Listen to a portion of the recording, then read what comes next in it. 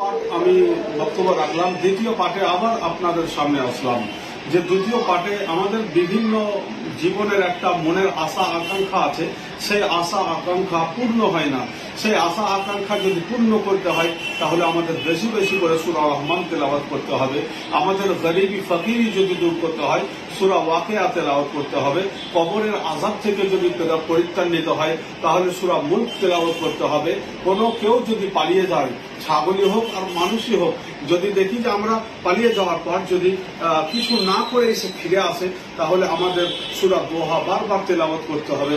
সূরা দোহা বারবার তেলাওয়াত করলে সে দূরে থাকতে পারবে না, যে কেউ হোক না কেন সে আবার ফিরে আসবে। আমরা যদি মনে করি আমাদের চরিত্র কেন ভালো হয় না, আমার চরিত্র হোক, স্বামীর চরিত্র হোক, বিবির চরিত্র হোক, তাহলে এই চরিত্র যদি ভালো আমরা করতে চাই তাহলে সূরা ৩ বারবার তেলাওয়াত করতে হবে। সূরা ৩ যার নাম নিয়ে বা যার জন্য বা নিজের জন্য যদি সূরা ৩ আমি তেলাওয়াত করি বা আমরা তেলাওয়াত করি তাহলে আমাদের চরিত্র খুব সুন্দর হয়ে যাবে। আমরা দেখি যে আমাদের গিঠে গিঠে কেন ব্যথা, বিভিন্ন ওষুধ ব্যবহার করেও আমাদের এই গিঠের ব্যথা ডাক্তারে বলে নাকি বাত হয়ে গেছে, বিভিন্ন শিরার প্রবলেম হয়ে গেছে। এই ওষুধ থেকে যদি পরিত্রাণ পেতে হয় তাহলে আমাদের সূরা আলাক তেলাওয়াত করতে হবে। যে বেশি বেশি সূরা আলাক তেলাওয়াত করবে তার এই গিঠের ব্যথা, সমস্ত ব্যথা শেষ হয়ে যাবে।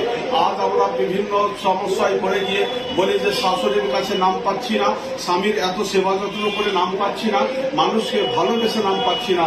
তাই এই নাম যদি নিতে হয়, ইজ্জত যদি বাড়াতে হয় তাহলে সূরা কাদার তেলাওয়াত করতে হবে।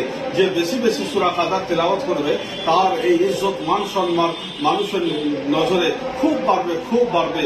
আজকে যদি বে-আওলাদ হয়ে থাকে, সন্তান হয়তো হয় না, সন্তান যদি নিতে হয় তাহলে তাকে সূরা কাউসার বারবার তেলাওয়াত করতে হবে।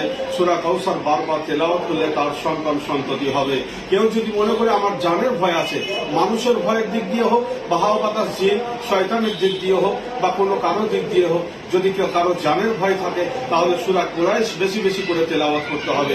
জীবনে যদি কোনো আশা পূর্ণ হয়নি, বহু জিনিস করেছি, বহু জিনিস করেছি কিন্তু কোনোদিন জীবনের আশা পূর্ণ হয়নি, তাহলে কোরআন শরীফে যে 14টি সাজদার আয়াত আছে এই আয়াতগুলো পড়লেই সাজদাটা ওয়াজিব হয়ে যায়। এই আয়াতগুলো একসঙ্গে পড়ে নিয়ে একসঙ্গে সাজদা করে যদি আল্লাহর কাছে প্রার্থনা করা হয়, দোয়া করা হয় তাহলে সেই আশাটা পূর্ণ হয়ে যায়। জিন শয়তান থেকে দূর পেতে গেলে আমাদের সূরা নাস ও সূরা ফালাক তেলাওয়াত করতে হবে, তাতেই হবে। এখান থেকে এই বক্তব্য সমাপ্তি ঘটালাম। আগের পোস্টে আবার আসবো। আসসালামু আলাইকুম ওয়া রাহমাতুল্লাহ।